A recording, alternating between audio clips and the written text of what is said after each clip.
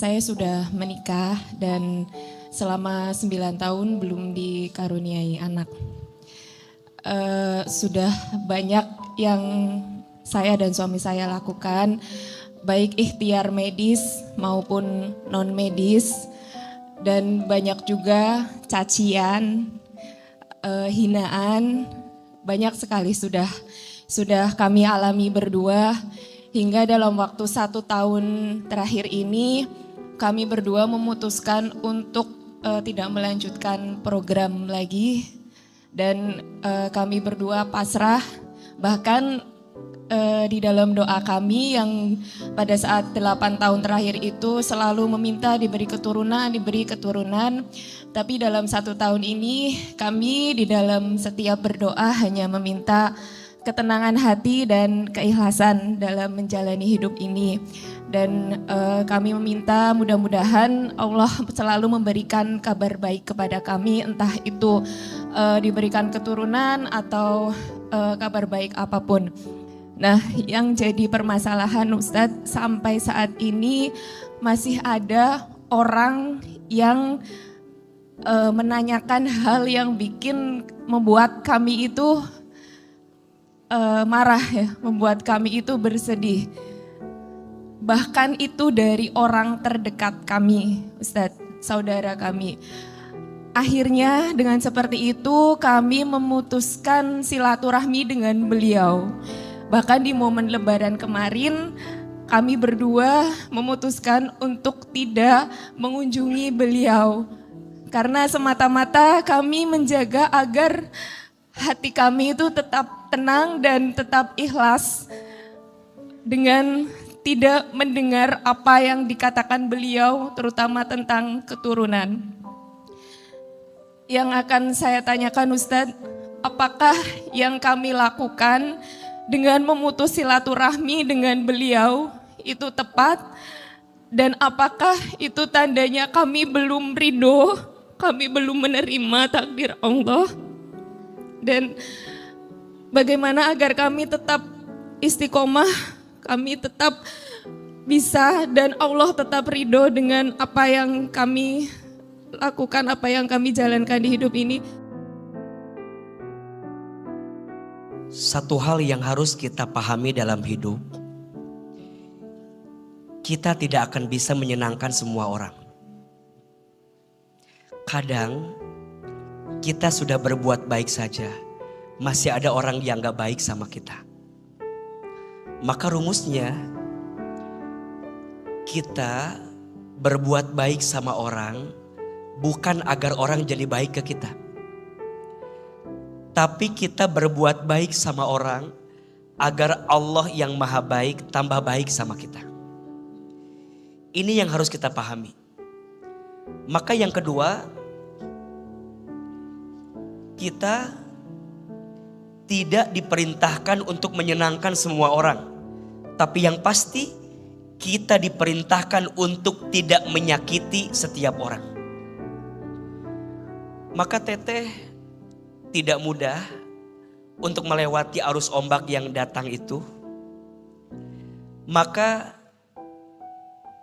kita gak bisa mengatur arus ombak yang datang.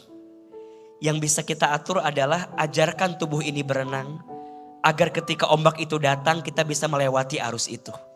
Kita gak bisa nutup mulut orang untuk bicara sama kita, gak bisa. Yang bisa kita lakukan adalah tenangkan hati, belajar melapangkan hati bahwa akan ada saja orang yang bertanya, yang kadang pertanyaannya bikin sakit hati. Tangan kita hanya ada 2. Kenapa Allah ciptakan 2? Karena 2 tangan ini gak bisa nutupin mulut orang bicara tentang apa ke kita. Tapi 2 tangan ini Allah ciptakan agar ketika ada rasa sakit yang kita rasakan, angkat kedua telapak tangan, menengadah sama Allah. Allah yang paling tahu isi hati kita. Biar Allah nanti yang menjawab rasa sakit yang kita rasakan dengan kebahagiaan yang akan Allah berikan untuk kita. Dan ingat ya, kepada semua yang hadir, Jangan terlalu sibuk bertanya kepada seseorang tentang sesuatu yang hanya Allah paling tahu jawabannya. Pertanyaan terkait kapan menikah, kapan punya anak, mana calonnya, hati-hati. Untukmu itu terkesan basa-basi dan sederhana, tapi bagi sebagian yang lain boleh jadi itu luka hati yang paling dalam, karena mereka sedang diuji dengan ujian itu. Maka di antara adab yang perlu kita belajari, izin ya, kita itu harus belajar. Jangan terlalu mengumbar sesuatu yang kita anggap kebahagiaan, tapi di mata orang lain boleh jadi luka hati yang mereka rasakan. Maka dalam Islam gak boleh mengumbar, mohon maaf, gak boleh mengumbar keromantisan dengan pasangan di depan orang yang belum punya pasangan.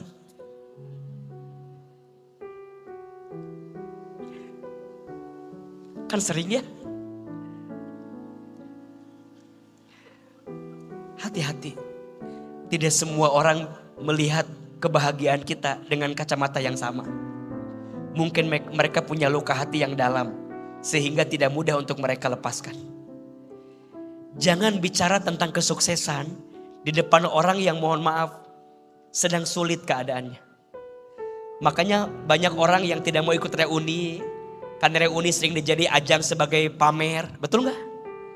Ajang flexing, ada gak yang begitu? Maka kalau ditanya tadi, Ahilman, apakah menjaga jarak dari orang yang menyakiti kita itu adalah memutuskan silaturahmi? Maka jawabannya bukan. Menjaga jarak dari orang yang menyakiti kita bukan memutuskan silaturahmi, tapi menjaga hati agar tidak tersakiti berkali-kali.